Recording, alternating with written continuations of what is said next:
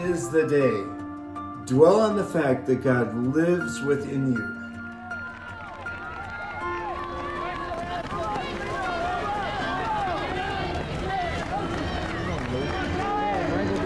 Roach, Lundberg, Addison, Martin. Think about the power that gives you life.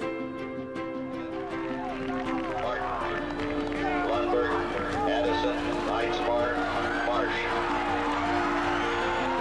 The realization that God is dwelling within you can help you and your teammates accomplish great things today. And Martin, Ron, Addison, Heikkinen, Lundberg, Einsmar, Marsh, St. John, and Roach.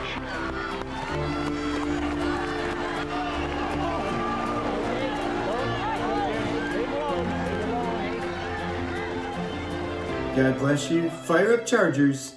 Coach Lundberg and the Charger Track and Field staff.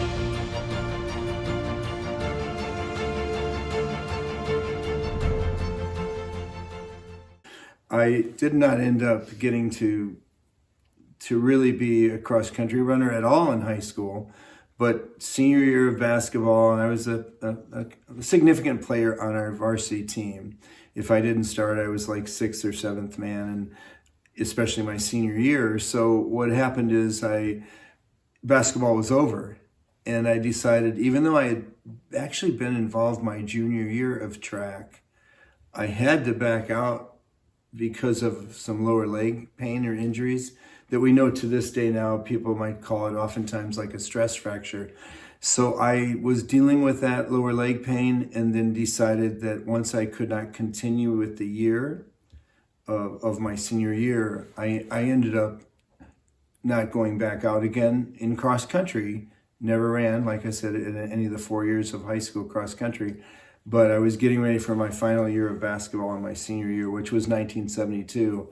And then what ended up happening is I went out for track after that. So track and field started for me in the spring of 1972. Yep, that was my senior year of high school. After my high school career, and I was established pretty well, became all-state in my sport of track and field. And it was field for me too, because I long jumped a little bit, but I was mostly a 400 and an 800 guy, and especially a half miler, as we say, the 800. I did run the mile at times, anchored a distance medley occasionally, a time or two, but I had finished 8th in the state. The top 8 are all state or received medals, and I ran probably about 10 times 159. Now, for some people, that's not an experience that they don't really know what that time means. But while it would be, if you kept going for another half mile, it'd be a sub 4 minute mile.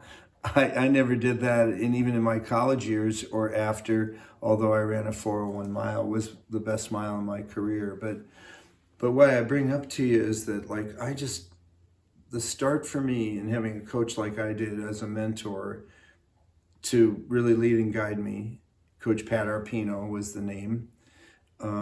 It's why I'm, again, sitting here, standing in front of you now, is because he was everything to me, and my teammates too, where he guided us and really influenced our lives in a very significant way. And for me, my Catholic life, or as well, just my involvement over the years with FCA, the Fellowship of Christian Athletes, these were always things that special devotion or the ministry of those kinds of things, Catholic, faith life, and FCA, the Fellowship of Christian Athletes, summer camps, those kinds of experiences. I started at a junior college right in my hometown, now called Jackson College. And I did, like so many, I had an associate's degree. I started at the junior college level, and then I moved on to my choice. Well, Notre Dame or Michigan they weren't the ticket.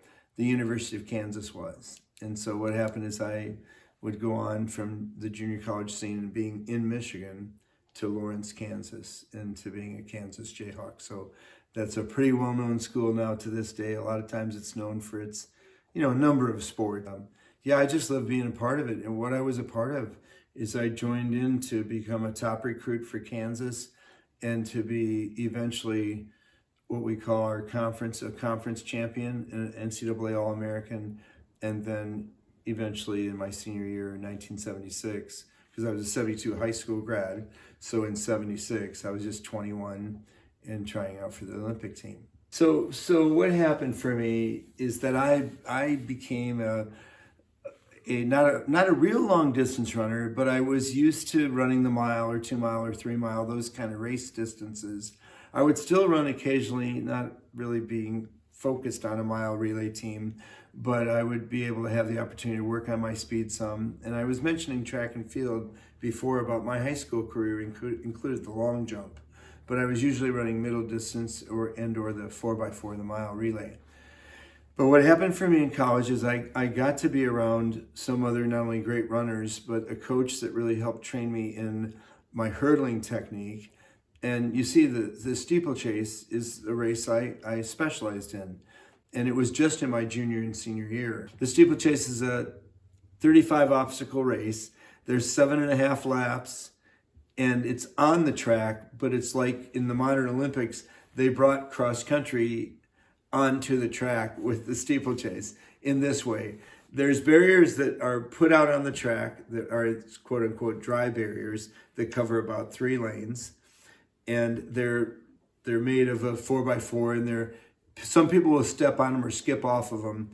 I happen to hurdle them like a lot of athletes who were, just hurdling over those like the regular hurdles that are on the track. But they're a whole different construction or structure of those.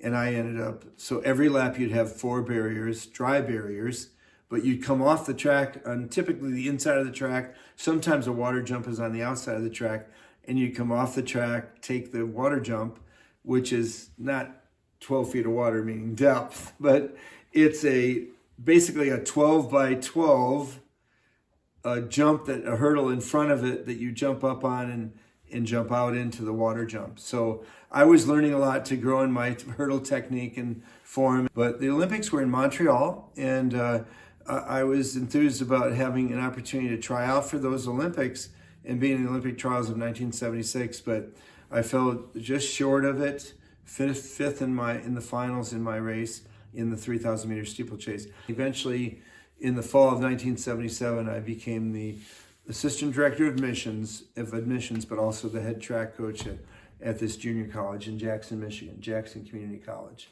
now called Jackson College. I was going great, doing well, and I worked a stretch of time that was almost 4 seasons, 4 years at Jackson Community College. What happened in between is I was training still, doing some good racing between 77 to 81. I actually ran in the 1980 Olympic trials. Even though President Jimmy Carter called a boycott, it was a boycott year for the United States. Why? It's one of the only times ever that the USA didn't compete in the Olympic Games, because what happened was we actually were withheld from the meet back in March before June Olympic trials. In March, Jimmy Carter would announce the boycott because the Russians were invading Afghanistan. And with them oppressing, with that whole experience, because remember here, what I want to relate is that the Olympic Games were in Montreal in 76, but the host country was Moscow, Russia. So Russia having the Olympic Games in 1980. So none of our American athletes represented the USA in the Olympic Games of 80 because of the boycott. So for me and many of the American athletes, we were still competing in the Olympic trials, because they would select a team. It would be whoever made the Olympic team would even get a commemorative medal or go to have their USA uniform. It was all sort of, it all sort of fell short of really being an Olympian and being in the Olympic Games. But still, those people that made the team were honored that way, or had some summer meets where they were competing in Europe and other countries. And what happened for us American athletes is being denied the opportunity, in any sport, by the way, to go to the Olympic Games. So in the Olympic trials, though, for me, I was at the height of competition again. And I was at the height of my career, too. I was racing really well a year and a half previous to the Olympic trials of 1980, and I was racing well on the roads. I had good road races. I had some good track races, and not just steeplechase events, but maybe it was an invitational mile. And I hadn't broken the 4-minute mile, but had been regarded well in the United States as a good miler, and so I was trying to develop there, and along with my steeplechase prowess, or continuing in those areas. What took place, though, is I go into the Olympic trials of 1980, and I was doing well through the race of the Olympic trials of 1980, only to rupture my Achilles tendon with 2 laps to go, just over 2 laps to go.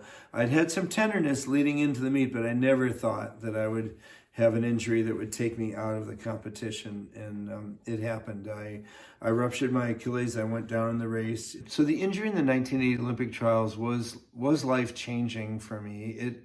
It was very significant. And later, as I was just talking a moment ago too, they were cut out sports out of the junior college position that I had in different, in my role as a cross-country track coach. But it would not be the end to things there if I wanted to choose to stay, because I was the assistant director of admissions at this junior college. But what happened is I chose to want to continue in either my graduate work or maybe coach at another place. I had looked at other possibilities, several positions around the country that were very lucrative or looked like a great opportunity. But I chose to pursue my master's degree in my graduate work level. And that, to this day, was very rewarding and helpful, not only to understand more about what I was going through as an athlete myself, but even some of the things that happen with personal health and setbacks or injuries. But in our faith, we can know that there's such hope and such victory, that's what Jesus showed us on the cross. So yeah, I mean, I've usually pointed to the cross, right? What many people in the world look at as defeat was the ultimate victory.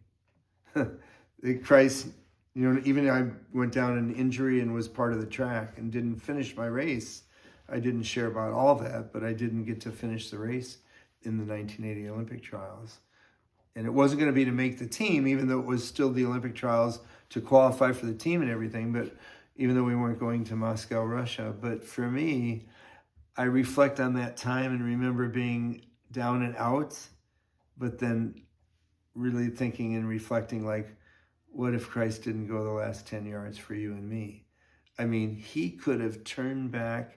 He could have given up. He could have just set it all aside, and he didn't. He did that which he was on mission for, that he was given from the Father in heaven, and that's what we live for. You got the Father, you got the Son, and the Holy Spirit. And then the whole rest of the story is amazing, of just Hillsdale College coming to me, taking me really away from a position I had at Eastern Michigan University as the assistant track and field coach. And it happened to be Eastern. I had been done with my graduate work at Michigan, and my wife and I were newly married in Thanksgiving time of 1983. And so in the middle of 1984, I started coaching at Eastern Michigan, and by the middle of 1985, it was about a year later, I was at Hillsdale College as the head cross-country and track coach for men and women, in teaching in our sports studies. We called it our physical education department back then, but our sports studies department as we know it today. And being a part of a great faculty and staff, I've been so blessed to serve Hillsdale College and in a way really it'd be a vocation. I've achieved some excellence. I've maybe even some kind of level of greatness, but it's because of the excellence poured into me also, and the greatness that I've come from, my family, my faith, my experiences that I've had in this career life that I had. So thus the name Wild Bill, maybe my whistle, it's part of that, of course, too, and my energy and love for the Lord, it's all that is what the Wild Bill is all about.